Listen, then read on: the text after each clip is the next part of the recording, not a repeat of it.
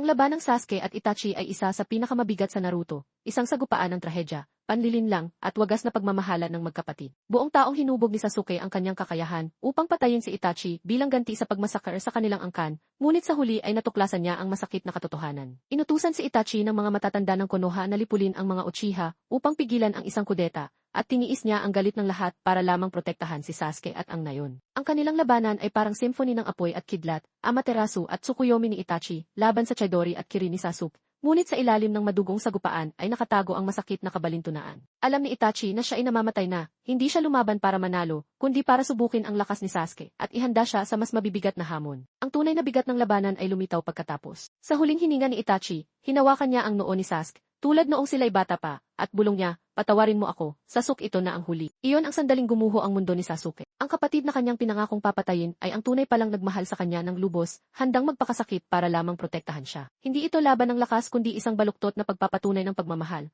kung saan nagtagpo ang mga kasinungalingan ni Itachi at galit ni Sasuke para ilantad ang trahedyang likha mismo ng bayang pinagtatanggol o sinusuklaman nila. Ang labanang ito ang naging hudyat ng pagtalikod ni Sasuke sa pagiging mabuti at sa bandang huli ang kanyang pagbabalik loob. Habang pinagdurusahan niya ang iniwan ng isang kapatid na nagmahal ng labis para ipasa sa kanya ang pasanin ng katotohanan.